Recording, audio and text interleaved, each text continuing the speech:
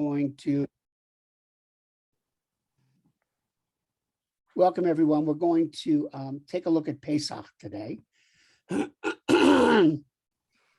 It's interesting that believe it or not, in Jewish tradition, before rabbis were influenced by the very I haven't even looked at it. What's in Ari's room? It's before we were very much influenced by Western Protestantism, rabbis didn't give sermons the way we might expect them to give today.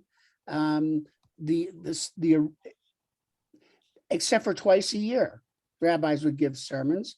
They'd give a sermon between Rosh Hashanah and Yom Kippur, Shabbat Shuvah, the Sabbath of repentance, and they would talk about what was required for Teshuvah. And then we have the Shabbat that comes up right before Pesach, called Shabbat HaGadol, the Great Sabbath. And that's when rabbis were told, you have to talk to your congregations about the dietary laws related to Pesach. And other than that, rabbis focused much more on what's called the drash. And the drash is a using story, metaphor, and reflection commentary about actually what's written in the Torah.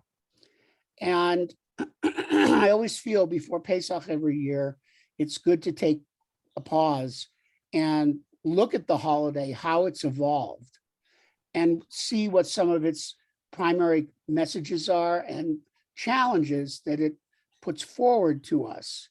And so we're gonna introduce the Pesach holiday, look at its history. And I think I had mentioned last month or last meeting, or it might have even been at Friday night at our last gathering, that I always find it fascinating that people, many Jewish people, in fact, and certainly how I grew up, they didn't keep kosher in their house except during Pesach. Everything became extremely kosher all of a sudden. And people who made up their own versions of kashrut, which is also very common in the Jewish community, when it came to Pesach, everyone tried to be very, very, as we say in Hebrew, middak, very precise and very dedicated to the ideas of Pesach. I don't know if any of you grew up that way as well, where you saw kind of this double standard around Pesach and maybe the rest of the year. But I always found it fascinating, and I admired my great-grandfather, who kept kosher in every respect, but they really pulled out all the stops for Pesach. They sold the food, the leaven, they taped up their cabinets, they had two separate sets of dishes during Pesach, and no one could go in the kitchen, for God forbid you should mix things up. And you wonder why. What is it? Let's leave this question out there for now. What is it about Pesach that captures us and in many cases motivates us to this, I'll call it a flash of religious observance, and just something to think about. So we're going to start off the Pesach holiday, and it shows up in Exodus chapter 12, verses 1 to 28. Whoops.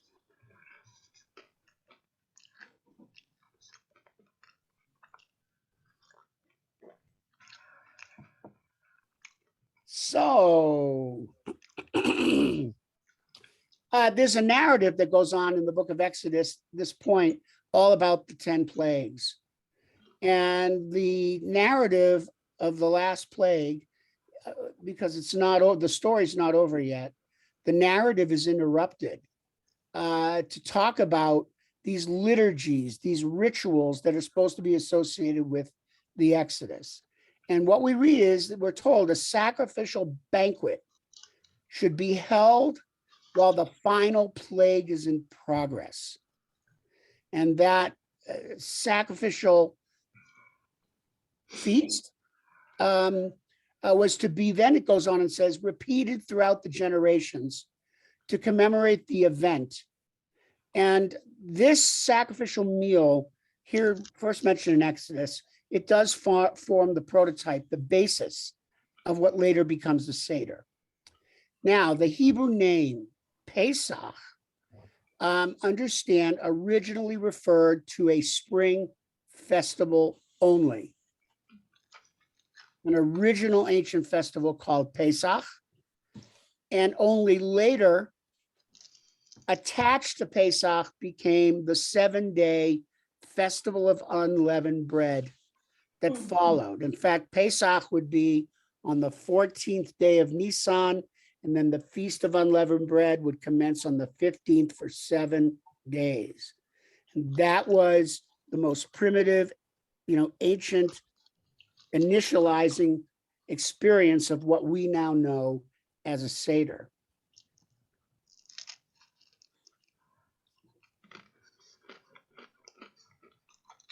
So scholars have speculated based on good evidence that an earlier festival may have been merged with a later one to form what became Pesach as known today. And we'll talk about this older holiday.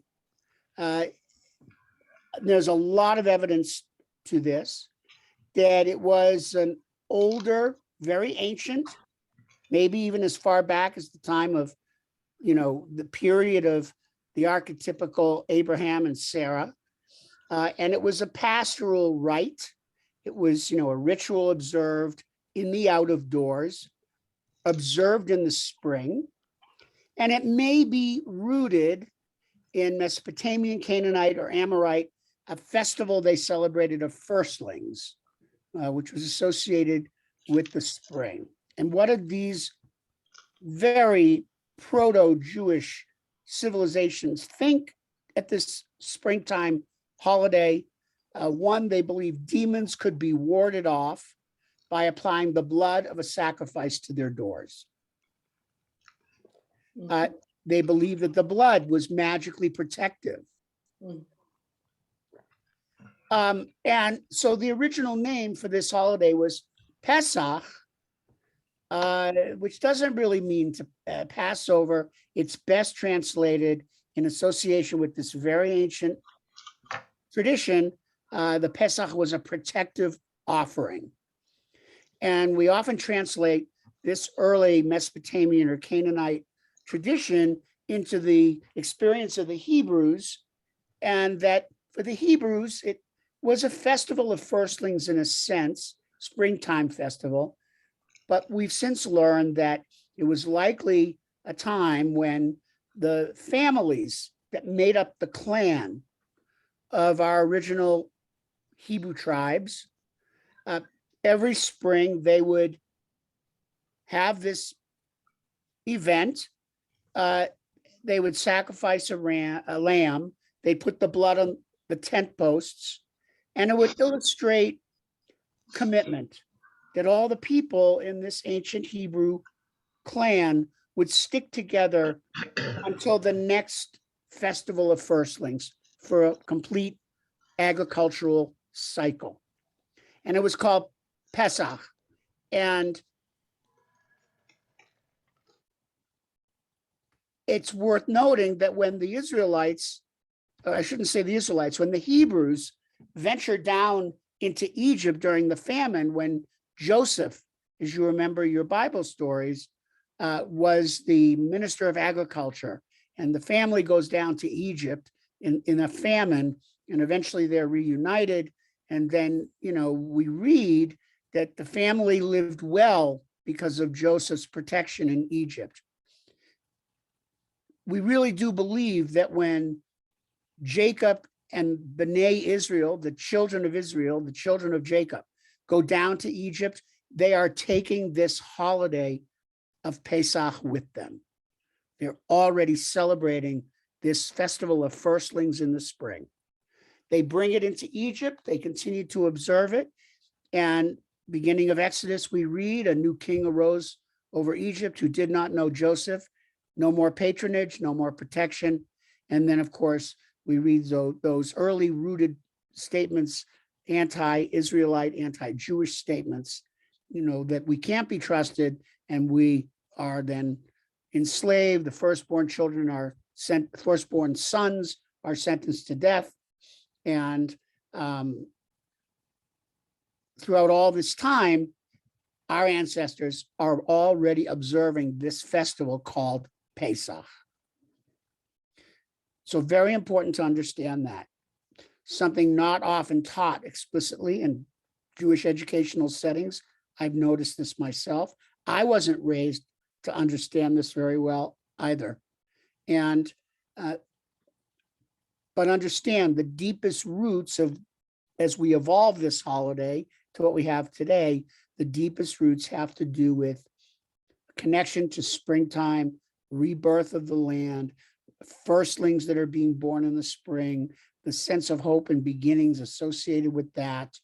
And in addition, asserting solidarity among the members of the families of a clan, of our most ancient ancestors.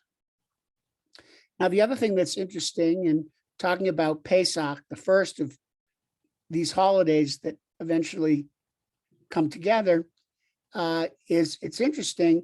The Jewish year commences with the month of the Exodus, right? And we think of Rosh Hashanah Yom Kippur as the Jewish New Year, but in fact, Nisan is called the first month. And all the other months in the Torah are referenced to Nisan as the first month. And also just another example of how our most ancient ancestors were influenced by the civilizations around them. The months that become the names of the Jewish calendar are from the Babylonian calendar, and probably were introduced to our ancestors when this gigantic segment of our entire community went into exile in 586 BCE to Babylonia, and they were, began to integrate with the Babylonian culture, and we believe that became the basis of our calendar and the names of our calendars. It's interesting that while the calendar year begins with the first month, Nisan, we often say the fiscal year in Jewish tradition begins in the seventh month in Tishrei. With Rosh Hashanah, the Jewish New Year, and Yom Kippur, it's seasons of repentance and remission of transgression. But perhaps most importantly, we talk about a fiscal year, a time of reckoning. Often it is said, this is the time of taking accounts. And so the seventh month of the year, which we call Rosh Hashanah, the head of the year, is only that head of the year in the sense of personal responsibility, personal accounting, etc.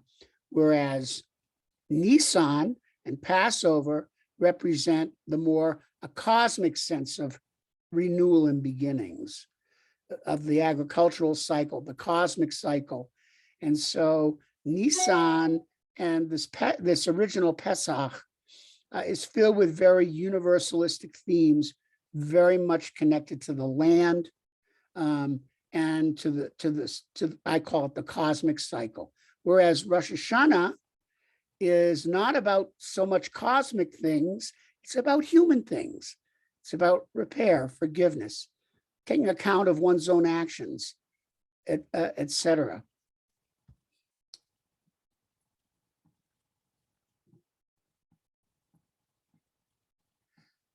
So in the Tanakh, we read a timeline for the original Passover, Pesach festival. It says, on the 10th day of the first month, being Nisan, choose an unblemished, which is just a generic term that would apply to any animal sacrifice, and a lamb, a yearling male sheep or goat.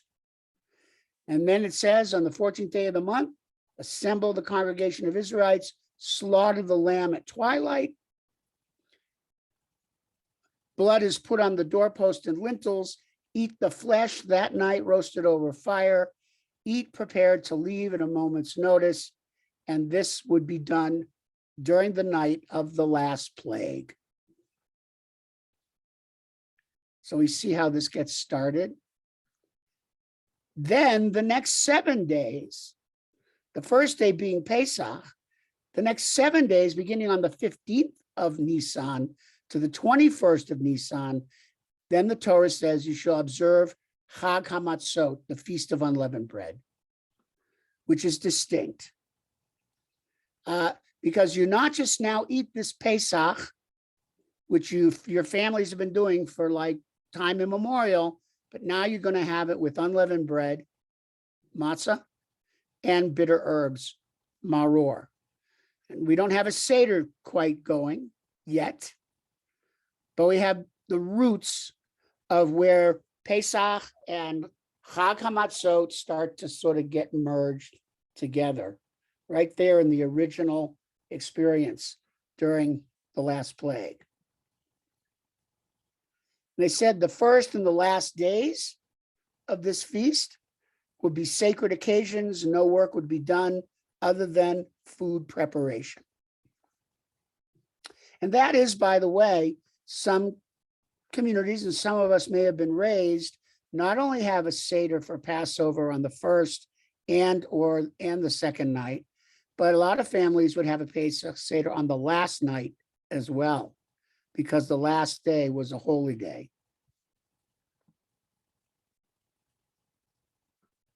So the Feast of Unleavened Bread, Chag HaMatzot, is mentioned as a distinct event and on a different day, specifically designed to commemorate the Exodus from Egypt. So what's the thing about the bitter herbs? Whoops, sorry. The maror.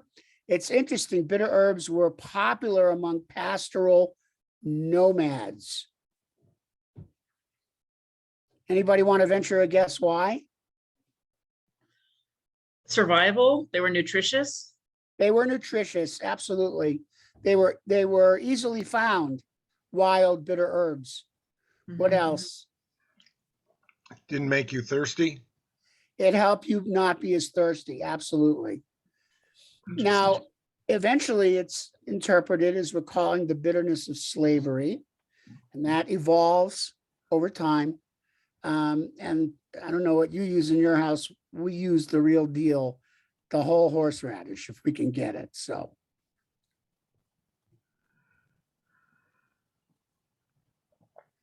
And then the matzah. And, people always say, is matzah like just another version of pita bread? And, the truth is, there's probably some truth to that, except pita is baked longer. And rises. And it rises. Unleavened bread does not. And of course, the tradition we were taught from childhood is the haste of their departure left no time to bake the leavened bread. Now, the matzah becomes known by many names. And it's a very important symbol in the evolution of Jewish tradition. Known as the bread of affliction, eaten during slavery, the bread of mourning, the bread of the poor. Even some people thought it was manna from heaven. That actually when manna came out of the sky, it was like cardboard matzah. But it would turn into whatever you thought it should be. Like people complain, say, manna, you giving us manna? Look at this manna. It's like pieces of dry cardboard, like matzah, like the bread we had when we were slaves. And the Midrash says, and then someone had to finally tell them, quiet down, stop complaining. This manna, just imagine it to be whatever food you want. And that's what the manna will be. So. Rabbi, in our house, matzah is manna. Neil will crumble it up and put it in a cereal bowl and eat it with milk for cereal. Or he will make peanut butter and jelly sandwiches. It has many, many functions in our household. It is for sure manna. So we talk about matzah, Exodus 12, you shall observe the Feast of Unleavened Bread. So you see now the clear distinction between these two festivals. Taken literally by some Jews, And so you understand the most highly supervised matzah is made from grain, guarded from any signs of fermentation from harvest until it's ground into flour. It's called matzah shmura. It's guarded so that grain and the flour have absolutely no contact with any moisture whatsoever. In addition, in the making of matzah, we have what's called the 18-minute rule. And very strictly observed by some is that someone says, how do you really define the difference between something that's kosher for Pesach and not kosher for Pesach? And certainly with the making of matzah, the mixing of the flour, the mixing the water, preparing the matzah for baking, and its flash baking, all has to be done in 18 minutes. Otherwise, there's a threshold there, belief that that's when fermentation begins.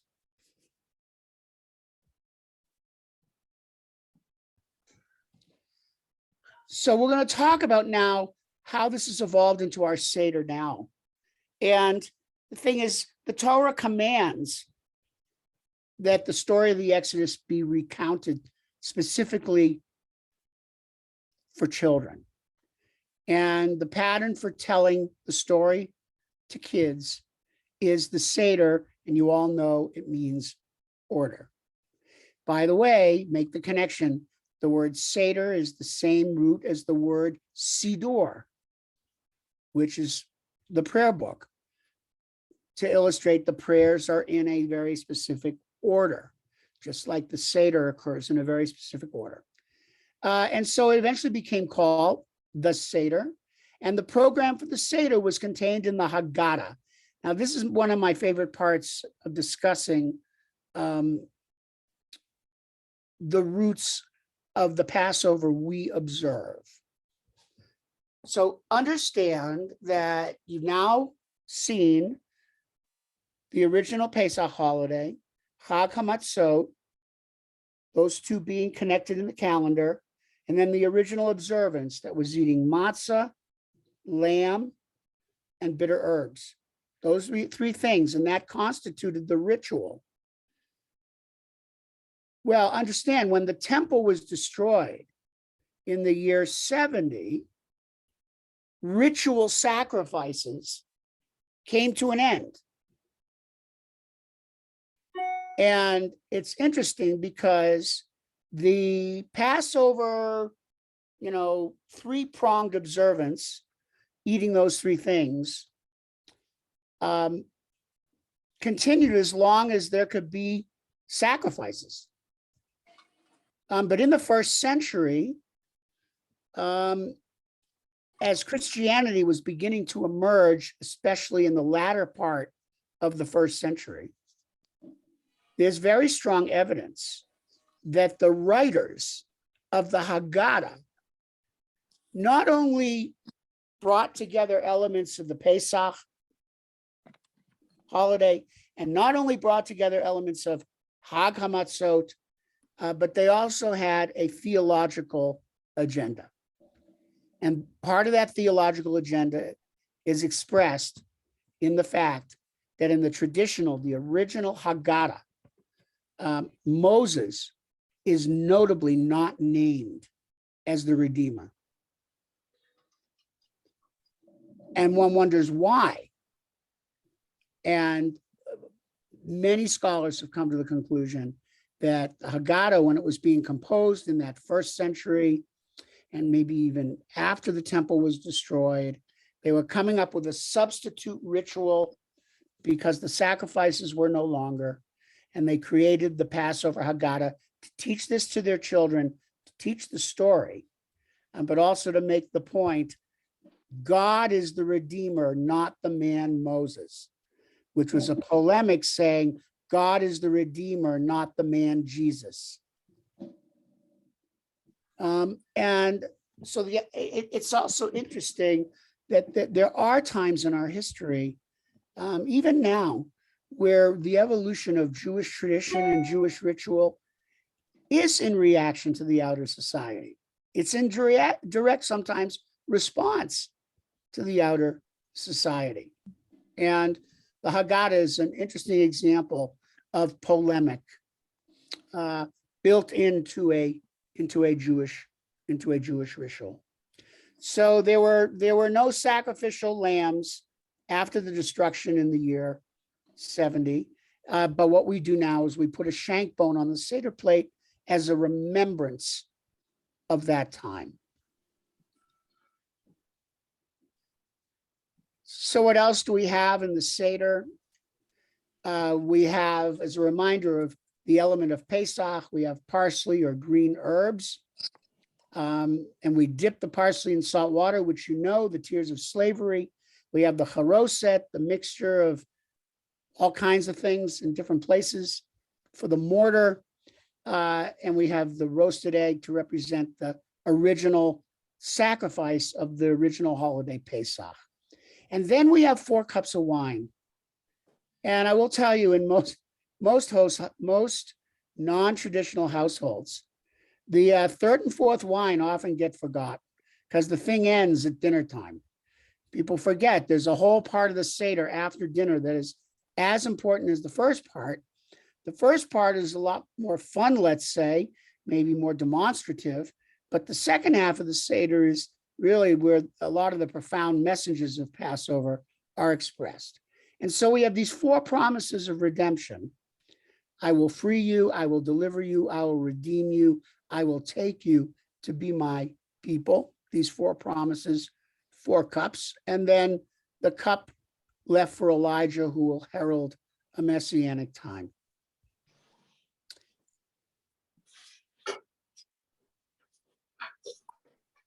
There we go.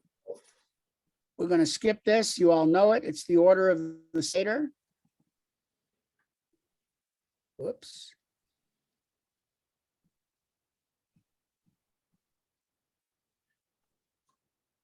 And so I want to look with you at the opening prayer of the Seder.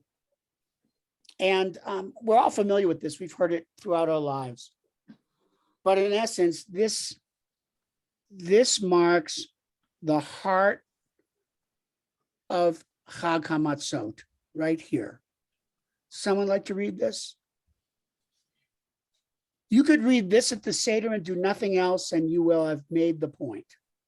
Now, I'm not telling you this is what you should do at your Seder and have a 1-minute Seder. I'm not saying that. But this is the heart of the matter. Would someone like to? I'll read it.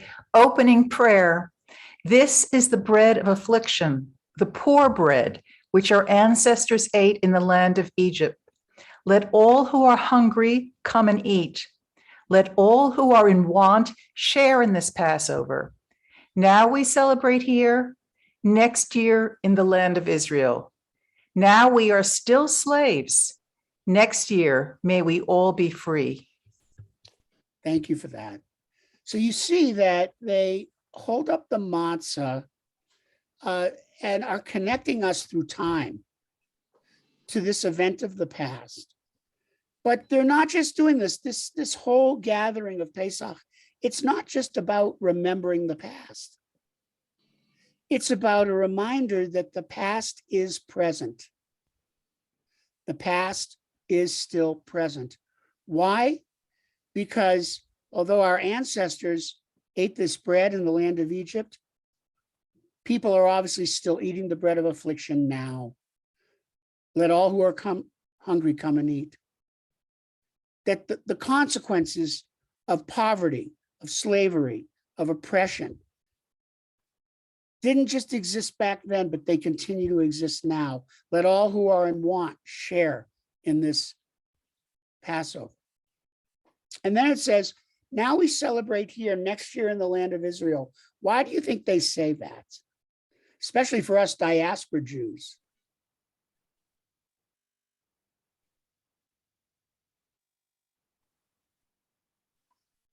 And understand, this is probably written in the 2nd century, 1st to 2nd century, and there was a lot of Jewish communities after the destruction of Rome. the Roman destruction of Israel, excuse me. And our people were spread out all over the Mediterranean basin. And there was a tremendous sense of exile. And so when they said this, they were being literal. Right now, we celebrate an exile. Next year, may we return to our land. And then the statement, and I find this the most profound of all, now, and the question is, which now are they talking about? Are they talking about the now back then in exile after the Roman destruction of Israel? Now we are slaves. Next year, may we all be free. Yes, they're probably saying that. Remember when our ancestors talked about the coming of the Messiah, the Mashiach, they say Mashiach coming, the Messiah will come. Don't forget where that originated. That originated in the Babylonian exile when they were praying for the return of their king. The Jews praying for the return of their sovereignty, their independence, their liberty under the rule of Jewish law. And so they yearned for the return of the Messiah that was, the embodiment of their political and religious sovereignty. And that same yearning for the coming of a Messiah existed in the first century as well under Roman oppression. And the Jews talked about the Mashiach, the Jewish Mashiach, and understand the split between Judaism and Christianity is on the basic question of what constitutes a Mashiach.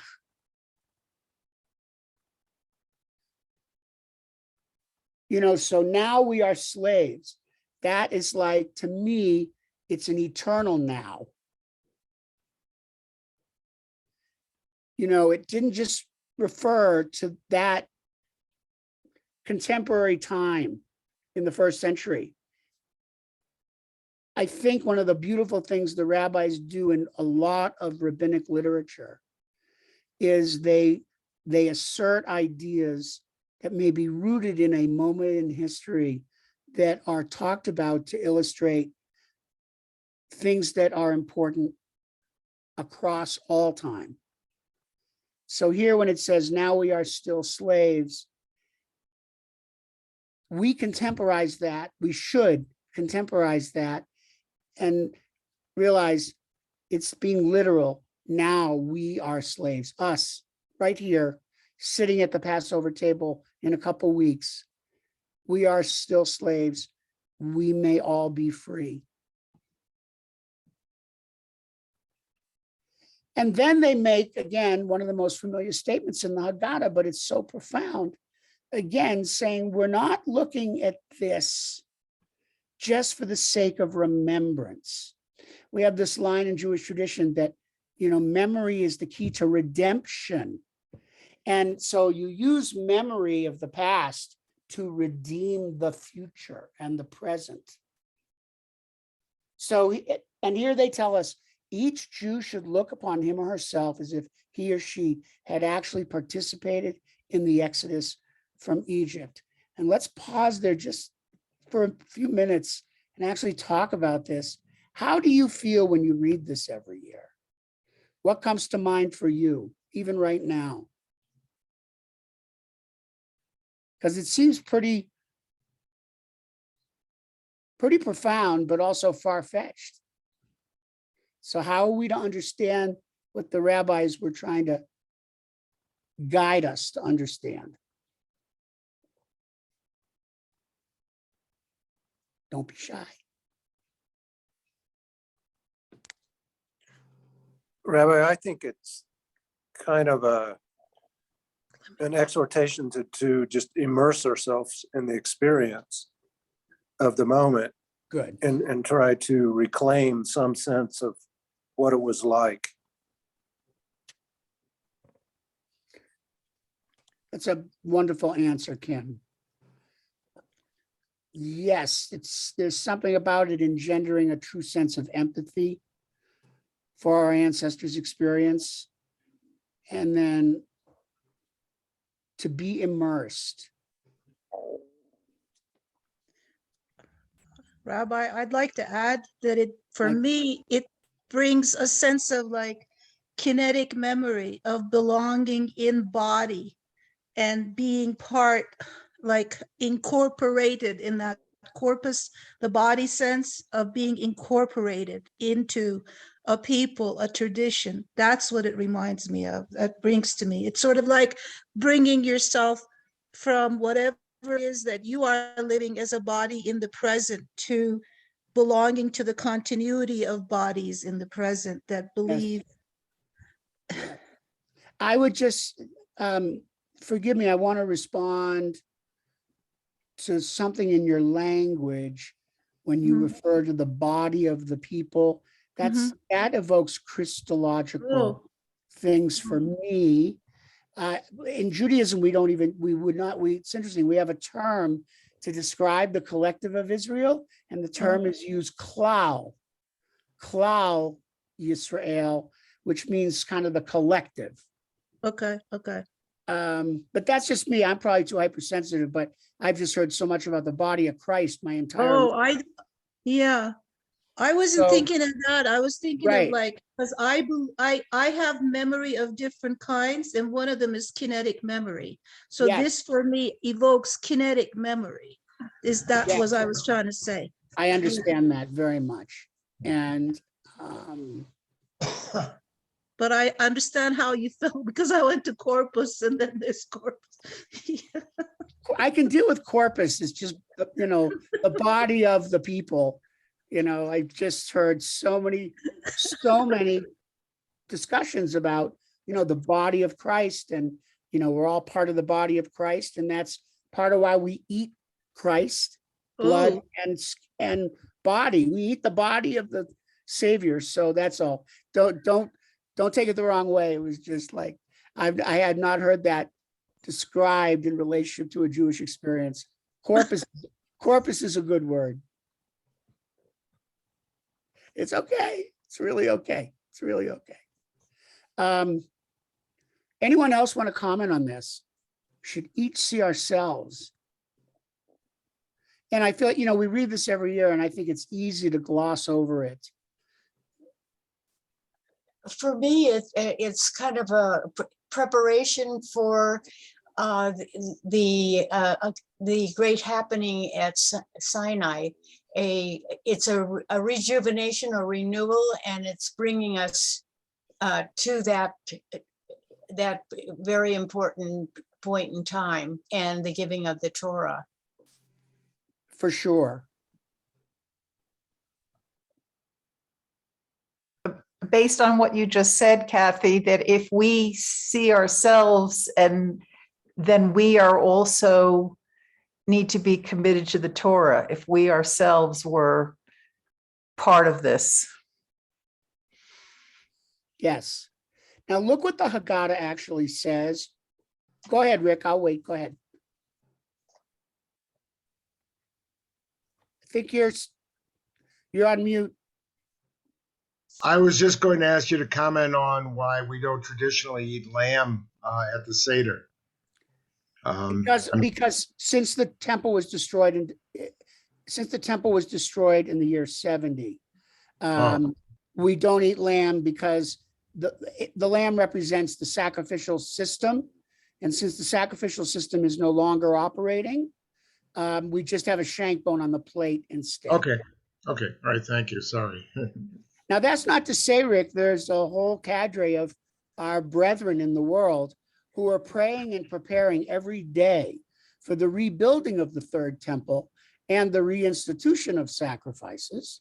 Yeah, I know that. I think that might be a challenge to carry out, but there are people very much committed to the idea that Torah Judaism, literally, only Judaism that is described in the Torah, should be ultimately the only Torah we observe, and literally believe rabbinic Judaism, which grew out of the destruction of the temple as a response to that, they actually pray someday rabbinic Judaism should become obsolete and we should go back to the sacrificial system with the Kohanim, etc.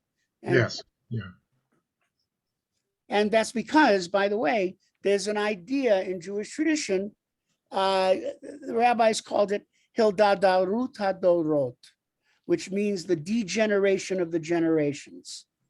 That is, the further we go away from the Sinai, the moment of Sinai, Judaism and the Jewish people becomes more degenerated. And so there's the notion of, tradition and change. There's tremendous resistance, obviously, to change. But it's a worldview. It's a historical idea of a degeneration of time away from a source. Whereas progressive Judaism, we're informed by the Enlightenment, especially. We see history as progressive, not digressive. And we welcome the creation of new rituals and the recreation of old rituals, and even writing new midrash and writing new stories and expanding this sort of open-ended revelatory experience of the Jewish people that continues forever into the future, as opposed to is sequestered to a pristine past. And in a way, that's where the rubber hits the road, like where an individual Jew stands. And it doesn't mean you're standing in one spot all the time, but where you stand in relationship to a progressive view of history, where things are evolving, developing, changing, growing on the one hand, and that form of history is an expression of God's revelation, versus on the other end of the continuum, that there was a moment singularly, pristinely, of that original revelation, and everything else is just a commentary on that. How far do you look backward? How far do you look forward in placing yourself on this sort of continuum of Jewish faith? And, I've never quite articulated it like that before, but in a way, that's where the rubber meets the road for every individual Jewish person. And that's why I go back to the original question that's so fascinating. People who on that continuum, from the original moment of perfection and revelation to an ongoing open-ended revelation, who, are much more in the open-ended side of things, than wake up for Passover and they're very much back at Mount Sinai for 8 days. And you wonder, that's so interesting. Yeah. It really is. The thing that's just back to this, in the Haggadah, every generation, one should look upon himself as if he personally had gone out of Egypt. And then it says, it was not only our ancestors whom the Holy One blessed he redeemed, but also us along with them. That's just an incredibly powerful statement about Jewish belief in how God works in history.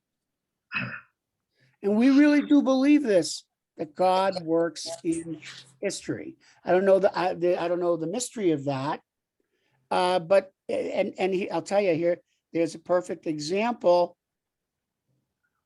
of this idea of God working in history and it being very difficult to reckon. So, for example, and this was alluded to before, we were talking about celebrating the death of Russian soldiers. In the story of the Exodus, there's the crossing of the Red Sea. The Israelites come to the Red Sea. We know the Midrash, Nachshon ben Aminadav puts his foot in the water, walks into the water up to his nose, and that's when God decides to part the sea, not because Moses is up there holding his staff. The sea parts, the people go across, it closes down on top of the Egyptians, and then, does anyone remember what happens immediately after that? Miriam and the women and the whole Gansa Megillah of everybody, they started to dance and celebrate the death of the Egyptians. And who remembers what the Midrash tells us? That at that moment, God interrupted the dancing and interrupted the singing. In spite of the fact that it was God who brought the sea down on the Egyptians, God stops them from singing and says, "How dare you celebrate when my creatures have suffered?" So again, we talk about, what do we mean God working in history?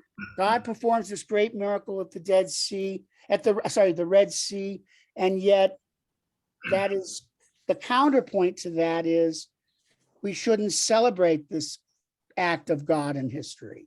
And so you're left with kind of a conundrum. That's just one example. When we talk about how does God work in history? Does God side with the winners in war? Does God side with the writers of history who get to write the story?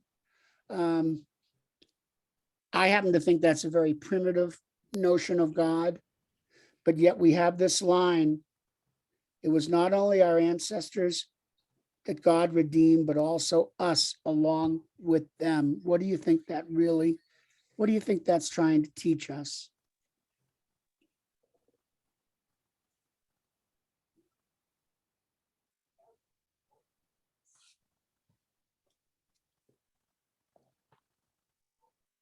Not easy.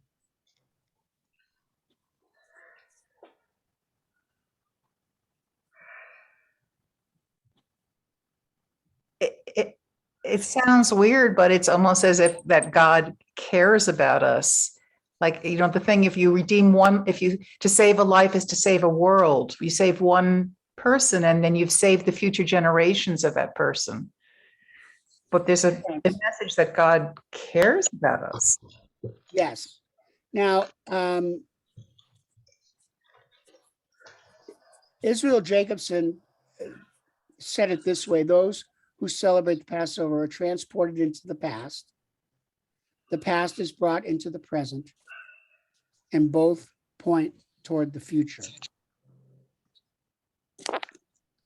And it's interesting, the Exodus motif is focused on, of course, on Pesach. The story of the Exodus is found in every liturgical ceremony and worship service in Judaism. It's in every morning service. It's in every afternoon and evening service. It's in every Kiddush.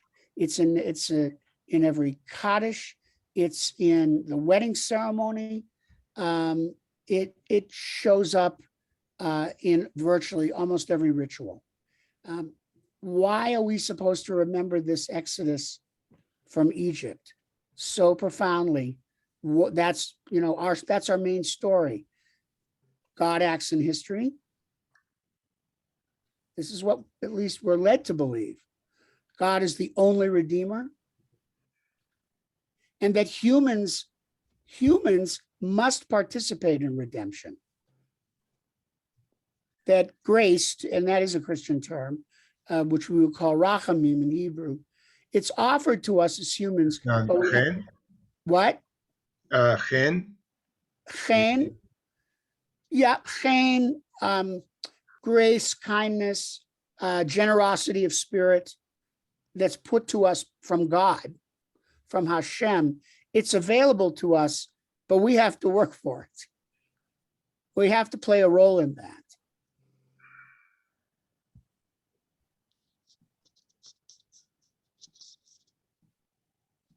Freedom must entail responsibility. Whoops. And if we turn away the stranger, we're turning away God.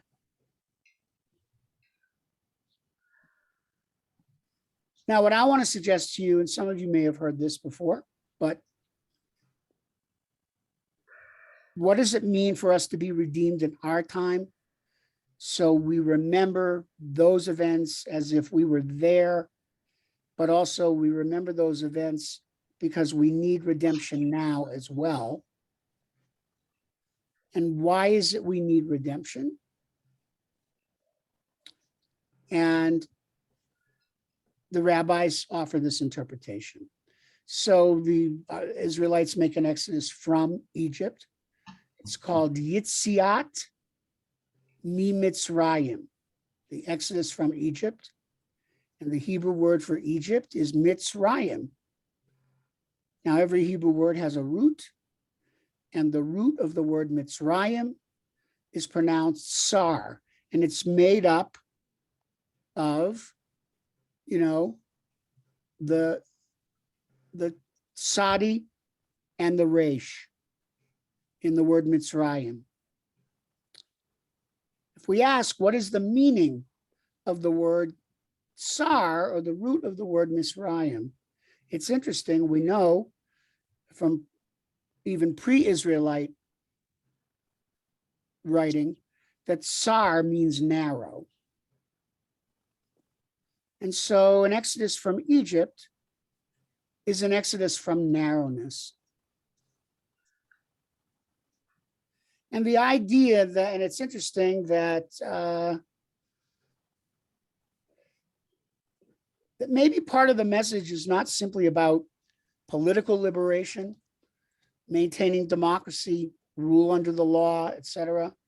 But maybe what's at the root of all those blights in human society is that all that derives from shackles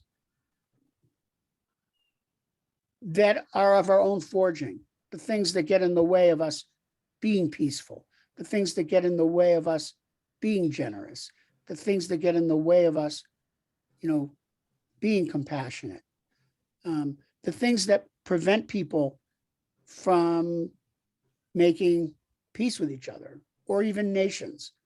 That somehow that derives from human shackles that we make ourselves and put on ourselves, and it starts with ourselves. And I always take note of the fact that Pesach occurs, literally across the calendar from Rosh Hashanah and Yom Kippur. And that this message about making an exodus from our own narrowness, that has a high holiday ring to it, of changing the direction of our lives, which we say teshuvah, lashuv, to change direction during the Jewish holidays.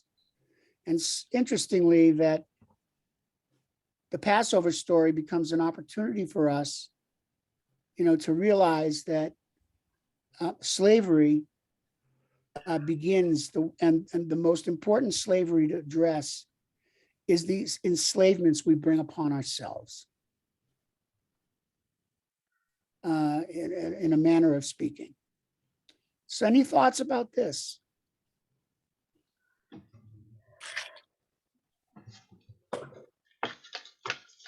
What you were just talking about, do you think that was on the minds of the writers at the time, or is that really a more contemporary interpretation? It was definitely on the minds of the writers at the time, and certainly the rabbinical commentators that followed shortly thereafter.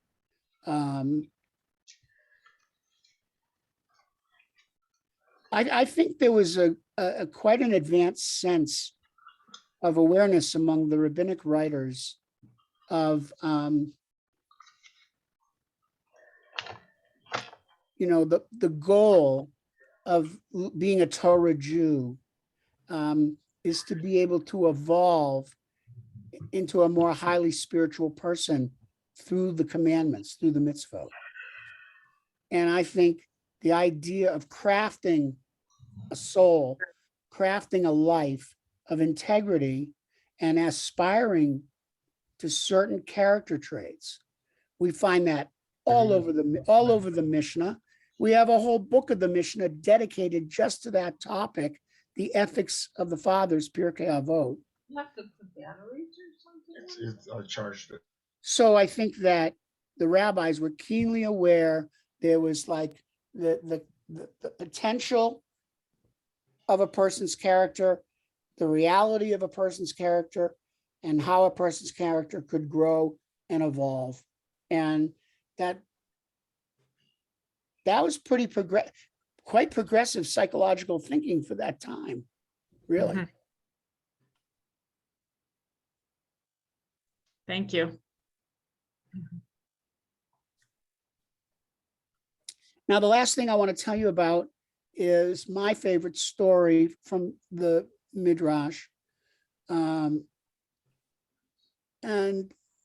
again, it's a story about a moment of pillaging, where we started at the very beginning and asked the question about the pillaging during the Purim story. Well, in the Passover story, remember how it actually comes about. The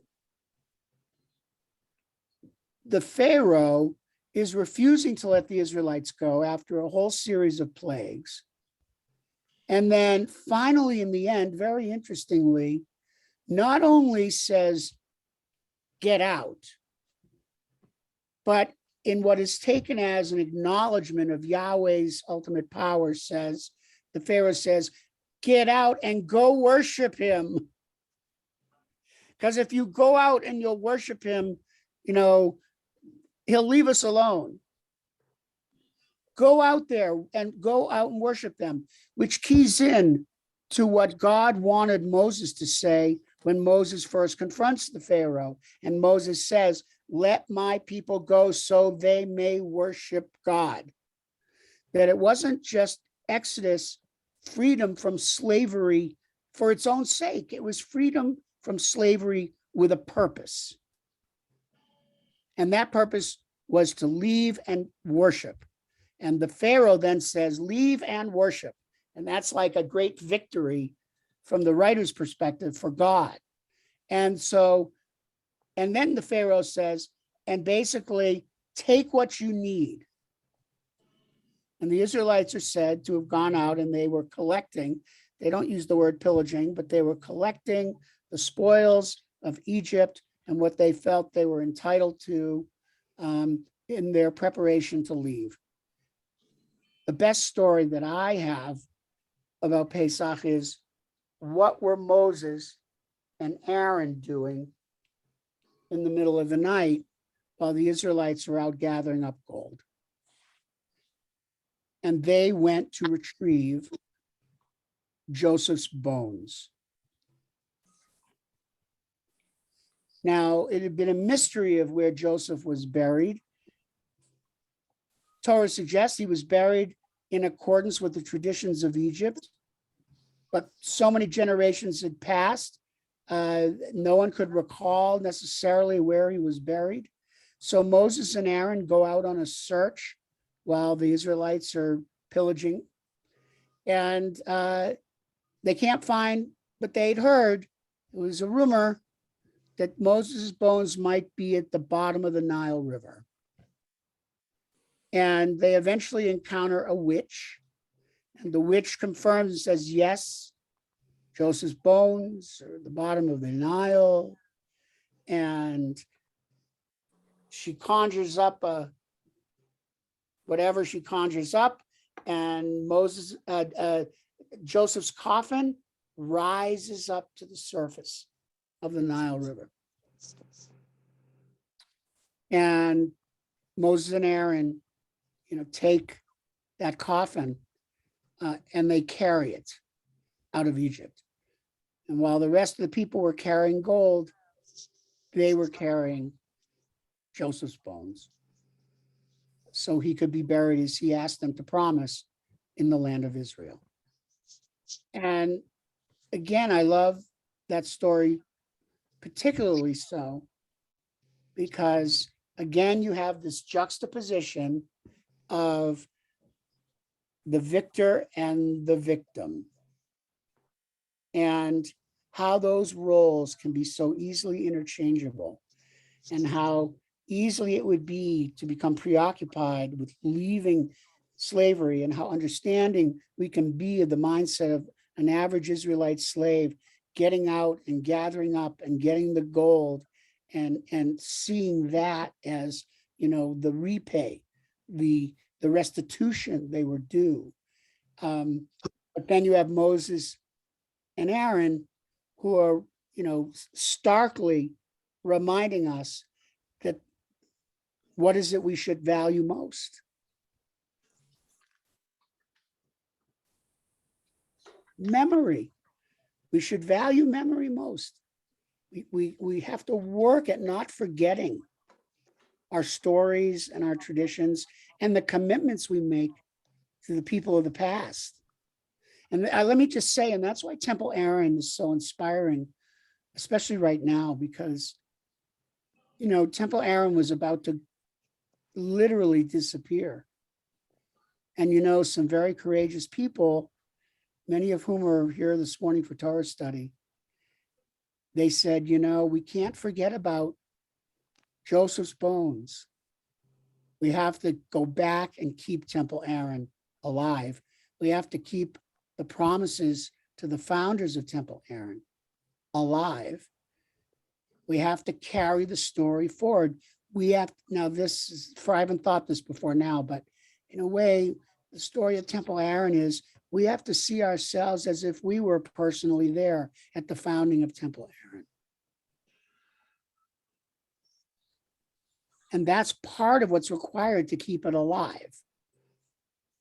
And so returning to the scene, so to speak, in the annals of history, returning to Egypt, returning to the night of the Exodus, and saying, you need to see yourselves as if you personally went from Exodus, because you also, when you have your freedom, you're going to have to decide, are you going to go for Joseph's bones or are you going to go for gold?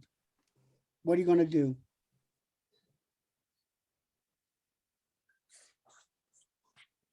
Thank you.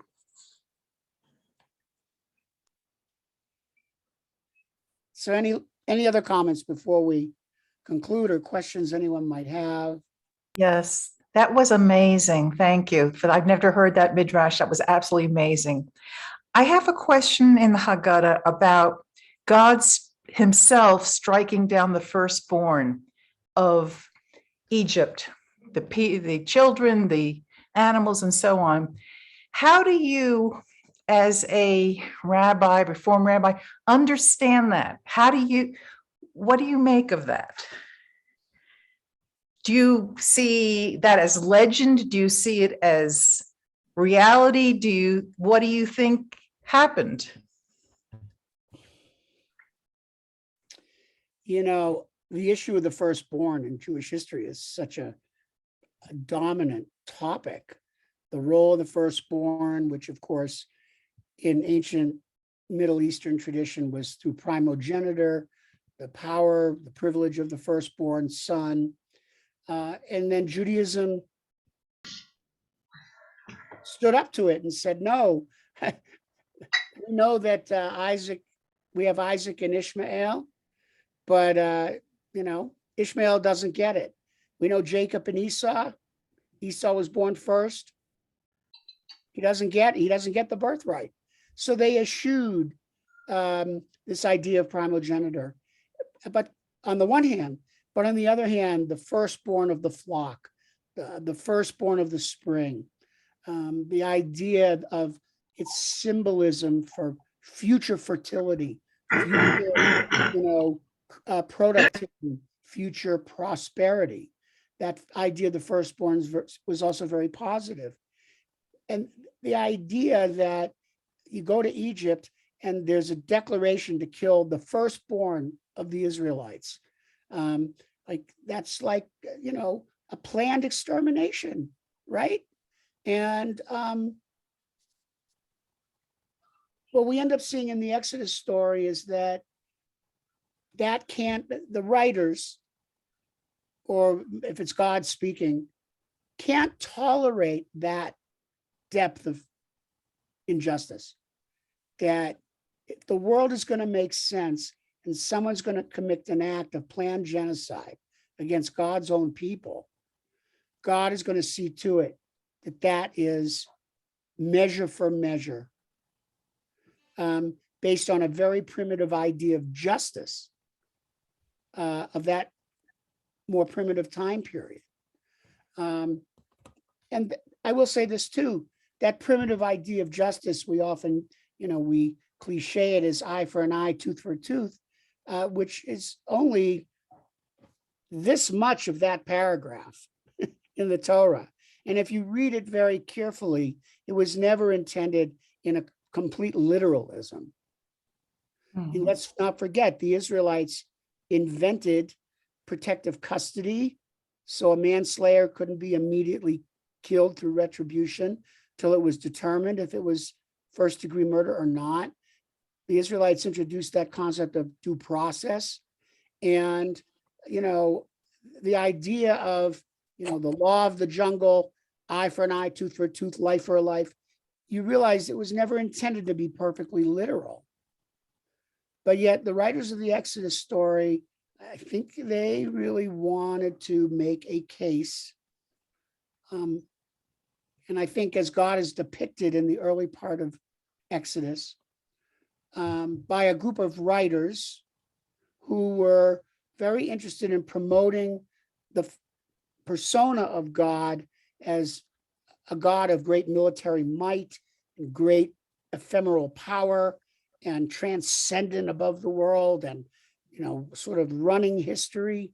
You see a lot of motifs, especially in Exodus, even in Leviticus, where that's how God is operating, giving orders from above. And but that's not the only persona of Hashem that we're given in Jewish tradition, because that character of Jewish tradition is often associated with the name Elohim.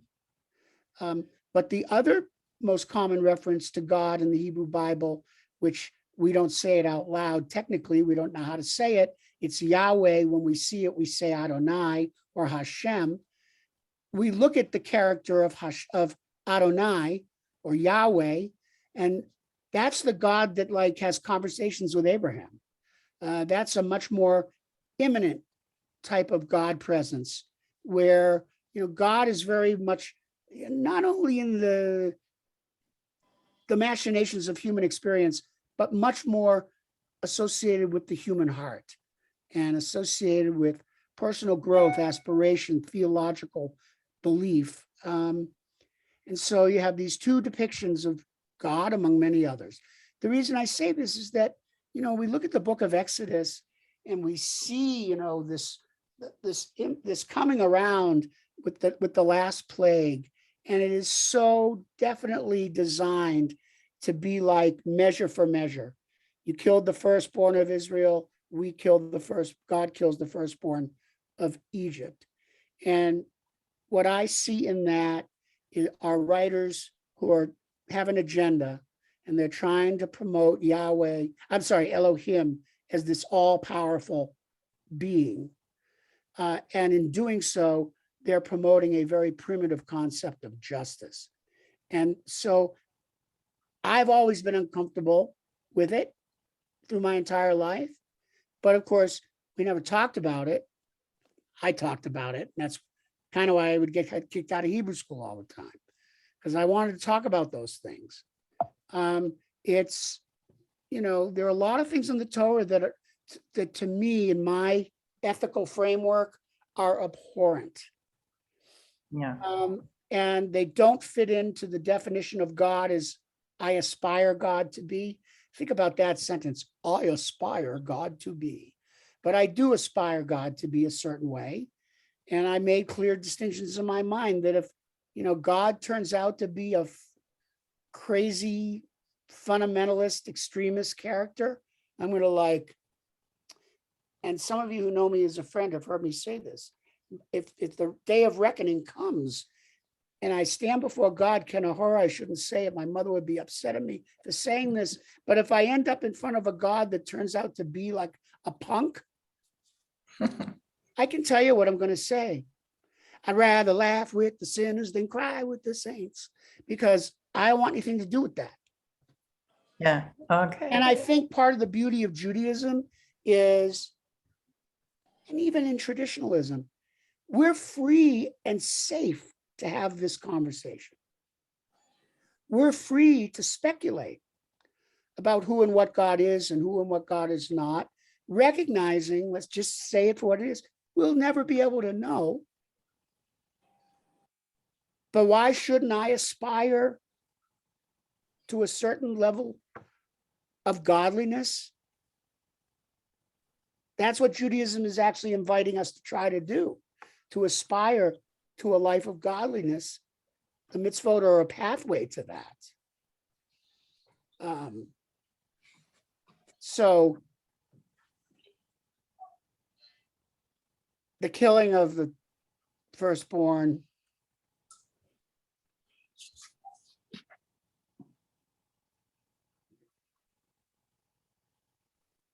Yeah. That was someone else's agenda. Thank you. That's a great relief to hear you say that. Thank you. You're welcome. Anyone else? We got a couple more minutes.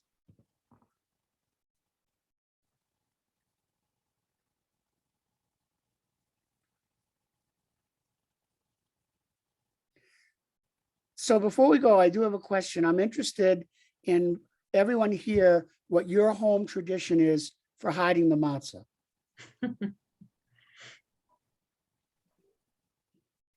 Because there are many traditions around this. And I'm always curious because sometimes I'll hear something I haven't heard before. So, because of course, the tradition is to hide the matzah because you can't end the Seder without the afikomen. But matzah is that part that's put aside in the middle of the Seder. The word afikomen is a Greek word meaning dessert, usually referred not just to the food, which would be matzah, the last thing you would taste to remember the Exodus, but the conversations say you should discuss the Exodus. Even after the Seder is over, discuss the Exodus into the wee hours of the morning. So no traditions about hiding the matzah? I guess my traditions were very traditional. When the grandchildren were younger, I would go hide it, and it was fun for them to go look for it somewhere and buy it back. I guess I thought that's what everybody did, but my grandchildren are not little kids anymore, so it's not so much fun. I mean, it's just go do it. But it used to be more fun when the kids were little. For sure. That was the way we did it too. You could take that cloth thing and put it in. $5 or some reward Yeah. was offered, maybe $1 when I was little. I'll tell you, Inflation, gotta pay them more now. now in my house, I don't know if this is just a Lithuanian custom, or maybe it was a way to get the kids away from the table, but for a time. But my great-grandfather, he'd sit in this big chair with like 2 piles of pillows on each side. And he would hide the matzah on one side between 2 of the pillows. And our job was to steal it. Like we were supposed to steal it and then hold it for ransom at the end. And I was like, this is not promoting good behavior, you know, but it's like, so you had all these little kids crawling under the table, you know, trying to get to the pillows, like they couldn't be seen. I'll just say that I was the youngest one in my household. So why don't you mute it?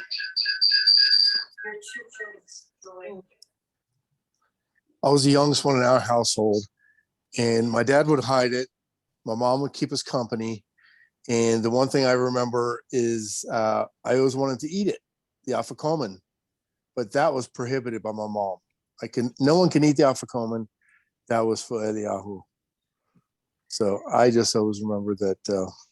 Why waste good matzah?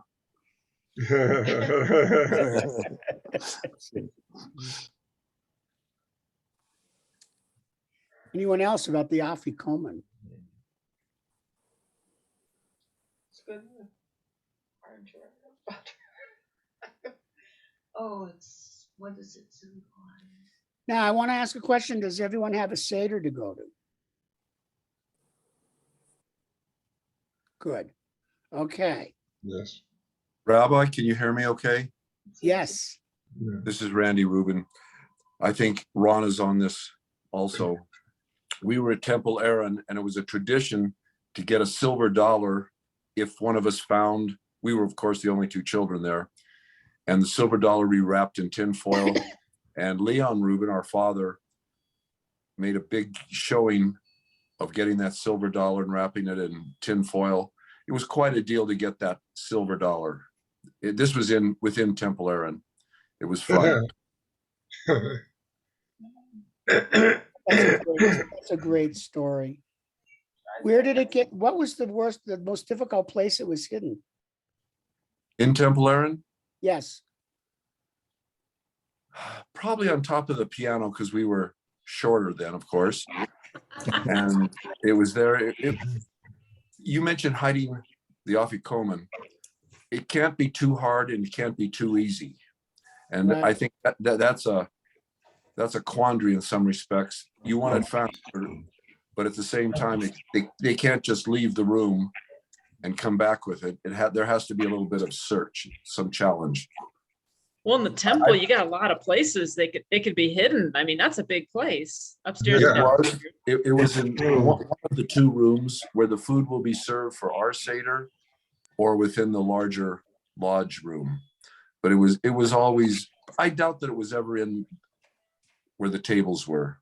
They were very formal Seders, by the way. I have a question about this because I've had some feedback about this. Everybody who attended the Seder had their own Seder plate. It wasn't communal in that regard. There was a communal one, of course. Whoever was leading the Seder had that.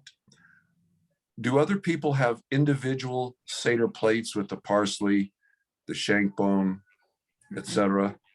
Or was there just, I say sporadic, Seder plates?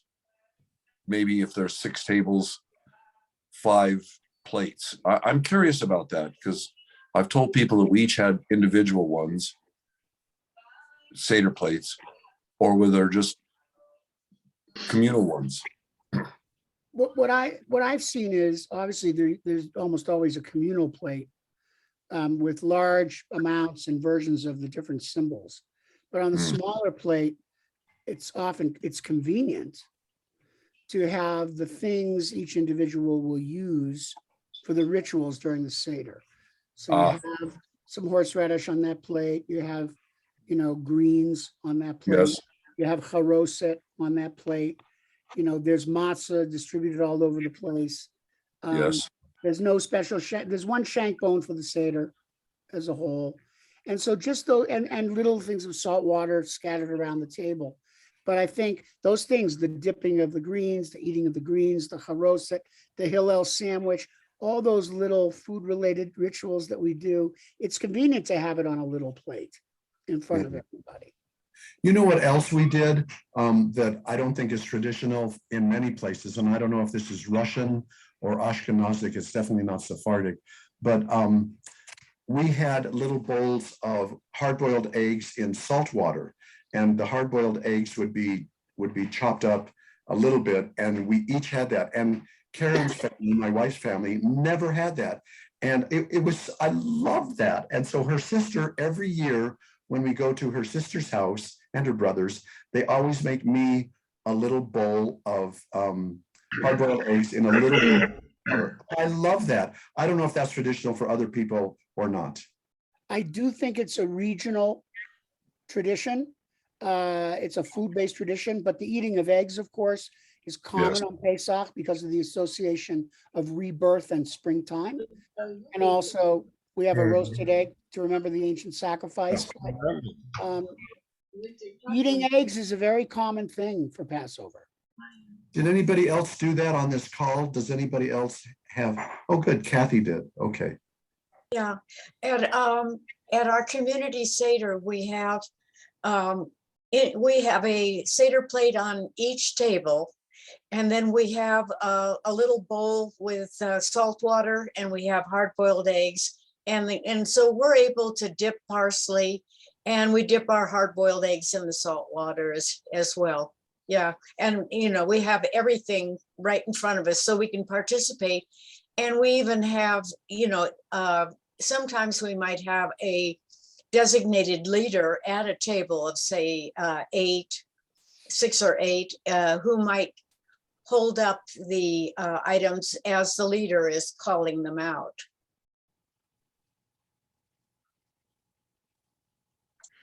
Nice. Yeah. It's an interesting thing with the haroset. I always thought it was just apples and nuts and a little wine. And one year, my son did a class at the JCC called Harosis Around the World. And people participated in this, and he had at least a dozen different ways to prepare haroset. from different countries, and some of them with dates and exotic fruits. And it was interesting to see how, one did it in African countries and in other countries at different places around the world. And it was fun to taste Cool. these things. I bet. That is interesting. I do remember when I was fortunate, I grew up with my grandmother living with us. And though she was a first generation American, there were a lot during the first part of my life, a lot of people who were from the old country who were alive and in our family. And, they were from really the Palest settlement, Lithuania, not far from Vilna, in fact. And they brought over this culture that love was shown by feeding people. And the result of that was there was always things cooking in our house. That's why all my friends like to come to our house, because my grandmother always said something cooking. And for her, my mother, feeding people was like, now this is the essence of Judaism, And they were not temple goers. They were not religious people in any of that sense, but very spiritual and very proud to be Jewish. But I do have this memory. You speak about the original question, why all of a sudden during Pesach do so many people become kosher, or all of a sudden they get into the crucible of Jewish observance, if only for a week. And so in my house, like I said, they weren't religious, but every holiday had its appropriate Jewish food prepared. And there were always these wonderful meals around the holidays. Passover, here's the story. My grandmother, the whole week of Pesach, only would make Pesadika food. Literally, just for that week. And she didn't keep kosher or anything like that. And we didn't even have special dishes, but everything she made was Pesadika food for that entire week. And one of the things she used to make is she used to make potato dough. And with the potato dough, she would make these incredible meat knishes. Oh my gosh. They're all about this big, and they fry. And what you do is you bake them and they turn golden brown, and you use chicken fat to baste them. And they're just, oh my God. You're going to make us hungry. To die for, right? I was going to say the same thing. Stop right there, Rabbi. So, but I want to tell you this one last part of the story. So my grandmother passed away, and I was very fortunate. My mother gave me her recipe box, because I like to cook. And the recipe for those Pesadika knishes was in the box. It was in the box. So way back years ago, right after I got that box, I cooked. We had Pesach at our house back in Connecticut, and I made 40 of these knishes. And believe me, it is a day-long process. It's hours and hours and hours, the whole thing. You got to make the filling, right? And then you got to make the dough. You got to make the filling, then you got to make the dough, and you got to render the chicken fat, and you got to get it. There's so many complicated steps. But I felt yeah, this is from L'Dor Vador, meat knishes for Pesach, from generation to generation. It was all. So anyway, I prepared them all, and I put them on top of the stove to cool. And I walked away. Oh no. Oh no. And I came back about 10 minutes later, and all but 4 of them had been eaten by the dog. Oh, that was a kosher dog. It was now. That was a well-fed dog. Holy cow. Oh my gosh. Did that dog live to see the next day? I was going to say he must have gotten Well, very we did sick. have to take him to the doggy cardiologist, of course, Yeah. No, I'm just kidding. The dog. She was fine. Oh my gosh. I wanted to kill her for about 5 seconds, but I'm collecting chicken fat right now so that I can render it for Wow. my meatballs. Wow. Oh, my goodness. If any of you in Albuquerque are going to make those knishes, this is Randy. You're putting in your order now? I might just, if I do, I will let you know for sure. You know, we're gonna be away for the beginning and the end of Pesach. Maybe in the middle we'll do it. I'd be happy to assist. Okay. All right. How about sharing the recipe, or is it very, very long with a lot of ingredients? I should write it. I might have already. I have to go back and I haven't looked at it in a long time. I'm sure it's still in the box. I have the box. Yeah. But I think I wrote it up for someone a year or two ago. And I think it might be in my, it might be in my computer all written up. So. You did. I don't I'll want take the a look. recipe. I'll take a look. At your house. You can send it around, the recipe. Leona, what did you say? I'm sorry. I said, I don't want the recipe. I want to get invited for dinner. Okay. Yes, I agree. Oh, There are a lot of steps. It's not like a lot of ingredients, but it is a lot of steps. I bet after you've made them for many years, that you don't notice the steps as much. Right. Do you have a dog in your house? We have 2 dogs and a cat. Uh-oh. Yeah. Well, I won't make that mistake again. yeah, for sure. That's a one-time mistake. That's a one-time mistake. Wow. All right. Thank you so much. Yeah, this was great. Have a wonderful Pesach, everybody. And if you'll be at the Temple Seder, look forward to seeing you very much. Thank you. Thank you for this. Bye. Oops. Bye. Let's see.